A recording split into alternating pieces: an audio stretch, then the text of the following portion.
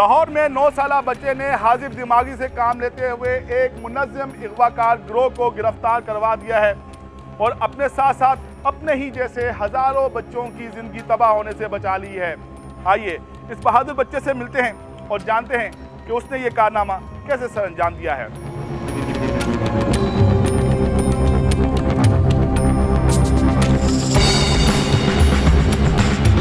हमारे साथ मौजूद है वो बहादुर बच्चा जिसने ना सिर्फ अपनी जान बचाई बल्कि अपने जैसे हज़ारों बच्चों की ज़िंदगी तबाह होने से बचाई है। आइए इनसे बात करते हैं। अस्सलाम वालेकुम। वालेकुम अस्सलाम। आपका नाम? अब्दुल्ला। अब्दुल्ला, बताना कैसे हुआ ये सब कुछ? मैं अनारकली में गया था बाबा के साथ, तो वहाँ पर ना मुझे प्लाजे के पास छोड़ के कि तुम ऊपर माल दे आओ और वहीं बैठना, मैं आ रहा हूँ हाँ रोड से। तो मैं ऊपर गया हूँ, माल देकर रोटी खाने आया हूँ नीचे। तो आगे रोटी खाकर निकला हूँ तो आगे ये मिले थे मुझे, एक 2 लड़के आगे खड़े थे और एक मेरे साथ आया और कहता है तुम्हें पैसे दूंगा, तुम्हें पढ़ाऊंगा और मेरे साथ चलो। मैंने कहा ना ही मुझे पढ़ने की ज़रूरत है और ना ही मुझे पैसों की ज़रूरत है, मुझे हर कुछ मिलता है। कहता कितने पैसे मिलते हैं खर्चा? मैंने कहा 100 रुपया मिलता है। कहता कि मैं तुम्हें हफ्ते का 5000 दूंगा तो मेरे साथ चलो।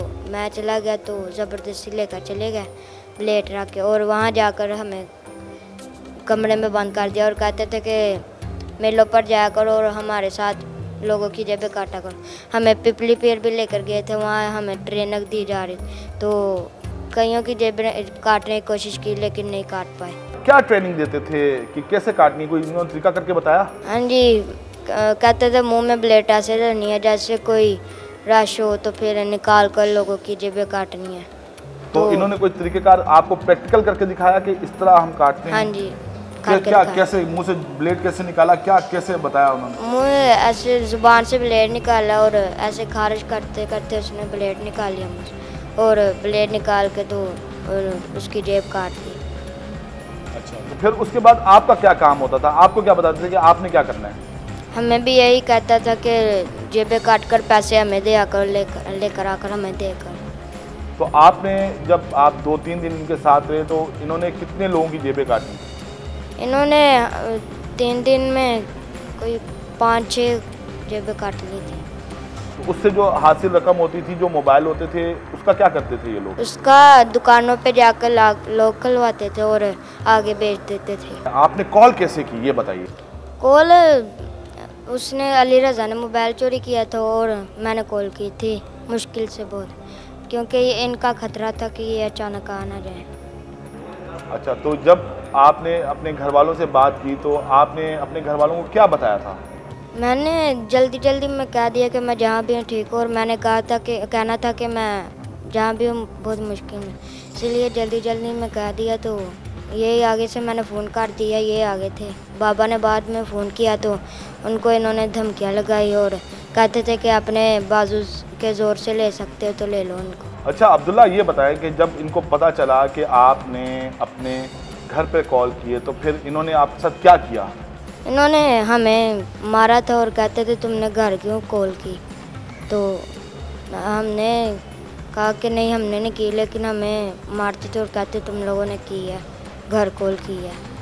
अली रज़ा भी करने लगा था तो उससे हुई नहीं है, क्योंकि उसको ना इतना मारा था कि उसको घर का नंबर तक नहीं याद रहा। आपको मोबाइल इस्तेमाल करना आता है? हाँ जी। किसने सिखाया आपको मोबाइल इस्तेमाल करना? मोबाइल इस्तेमाल करना जैसे घर वाले चलाते हैं वैसे ही मैं चला लेता हूँ, उनसे सीखा है, घर वालों से। तो आप नंबर मिलाकर बात कर सकते हो? हाँ जी। और क्या क्या आपने सीखा हुआ है?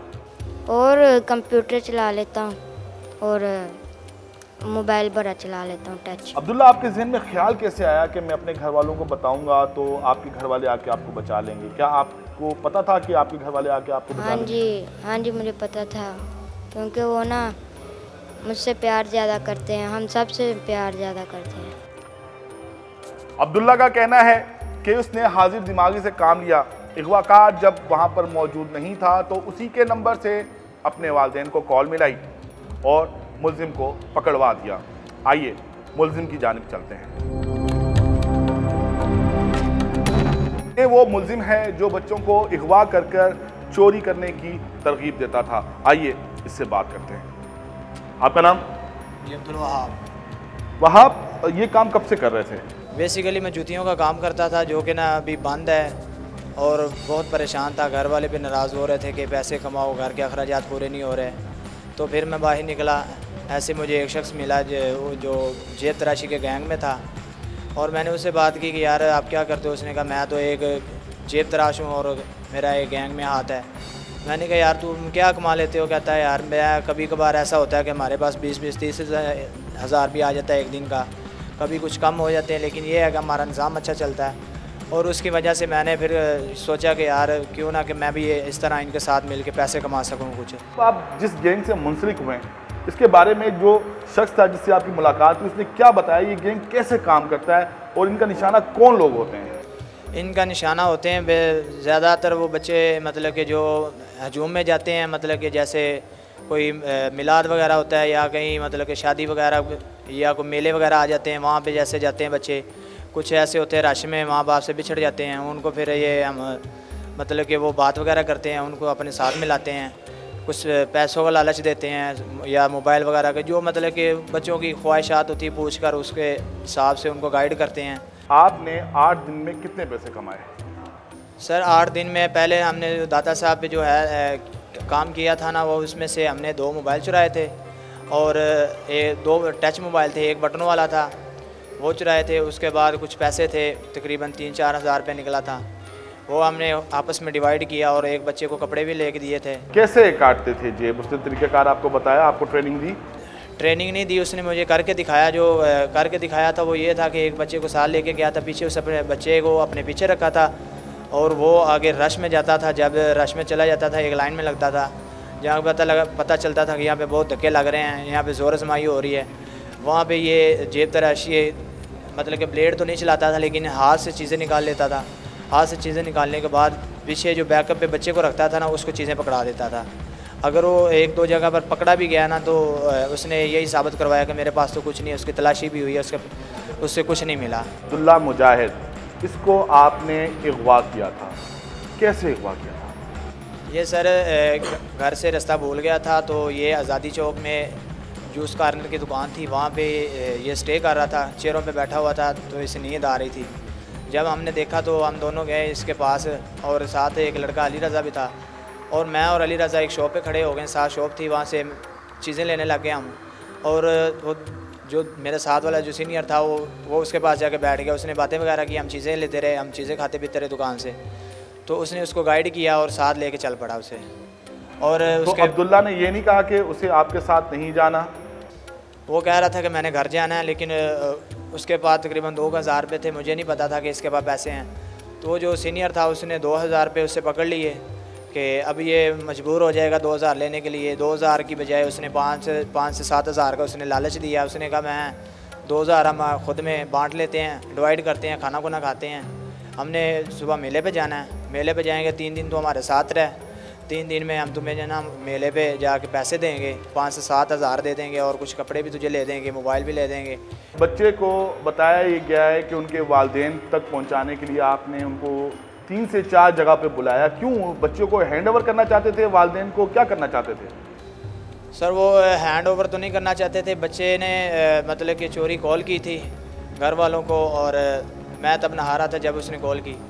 जब उसने कॉल की माँ बाप को, तो उसने कहा कि मैं घर आना चाहता हूँ। मैंने पूछा था बच्चे से, वो कह रहा था मैंने घर जाना है। और 1-2-3 दिन का उसने कहा था, जितना मतलब कि मेले का हमने कहा था उतने फिर उसने घर वालों से कहा कि 1-2 दिन में वापस आ जाऊँगा। तो फिर जो दूसरा था वो मतलब कि रास्ता बताता रहा उनको कि भाई इधर आ जाओ मैं आपको बच्चा दे दूँगा, इधर आ जाओ आपको बच्चा दे दूँगा। और मैंने भी उससे पूछा कि यार तू किससे बार बार मेरे फ़ोन से बात कर रहा है? वो कह रहा था मैं कोई दोस्त है उससे बात कर रहा हूँ, उसको पता लगे मिलना है तो उससे मैं बात कर रहा हूँ। अच्छा, तो अगर अब्दुल्ला अपने घर वालों से बात नहीं करता तो क्या होता? ना करता तो हमने उसको साथ ही रखना था, जेब तराशी करवानी थी। एक और लड़का अली रज़ा भी वहाँ से बरामद हुआ, उसको कब अगवा किया था? किसने अगवा किया था और कितने दिनों से अगवा करके रखा हुआ था? वो अली रज़ा तकरीबन जिस मेंबर के साथ मैं मिला था ना, वो अली रज़ा उसके साथ पहले से मौजूद था। अब्दुल्ला तो ये तकरीबन 13 तारीख को मिला। इंचार्ज इन्वेस्टिगेशन इश्तियाक अनवर की तरफ चलते हैं, उनसे जाकर मालूम करते हैं कि अब तक की तहकीकात में क्या बात सामने आई है,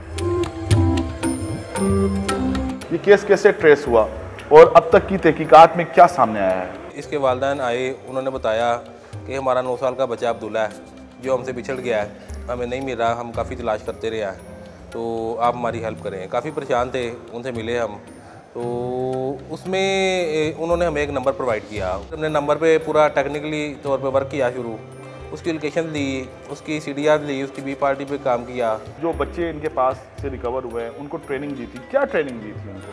छोटे कद के बच्चे जो है उनको ये 10 साल से कम उम्र के उनको अपने साथ मिलाते थे, तो उनको प्रोफेशनल बनाते थे कि आपने 2 उंगलियां जस्ट डालनी है कि उनकी बॉडी को भी टच ना हो, और अगर आपने ब्लेड से करना है तो ब्लेड इस तरह से करना है कि उनको पता ना चले। तो कोई आम बंदा जो है वो ब्लेड अपने मुंह में कौन रख सकता है, कोई भी नहीं रख सकता, ये प्रोफेशनल बंदे ही कर सकते हैं। ये उनको ट्रेनिंग दे रहे थे, 1-8 दिन ट्रेनिंग दी है, इनसे काम करवाए हैं उन्होंने। अब्दुल वहाब है, इसके मुंह में ब्लेड होता था, अगर ज़रूरत होती तो वो ब्लेड आके उसको पकड़ा देता था बच्चे को, खुद भी करते थे। ये नहीं कि सारा डिपेंडेंट बच्चों पे नहीं थे, खुद भी करते थे, जिधर इनका दाग लग जाता था वो खुद भी कर लेते थे, लेकिन बच्चों को आगे करते थे क्योंकि बच्चों का इनको ये बेनिफिट था कि बच्चों को किसी ने क्या कहना है, पुलिस के वाले तो करना नहीं है, अगर ये काबू आएंगे तो इनको पुलिस के वाले करेंगे। अब्दुल्ला ने अपने वालिदैन को कॉल की, वालिदैन ने वो नंबर आपको दिया, आप लिए ये केस ट्रेस करने में ये मोबाइल नंबर कितना कारआमद साबित हुआ? ये अगर किसी भी केस में अगर मोबाइल नंबर हमें प्रोवाइड हो जाए जो एक्टिव हो, तो वो वेरी इजी होता है केस। तो मतलब आप कह सकते हैं कि बच्चे की हाजिर दिमागी की वजह से पुलिस को बहुत आसानी से उनको ट्रेस कर दिया। बिल्कुल बिल्कुल, ये आसानी से हमने 2 दिन में इसको अचीव कर लिया। हमने 2 दिन लगातार रेड करते रहे, तो हसास मामला था, बच्चे की जान का मसला था, तो हमने 2 दिन में अचीव किया वो।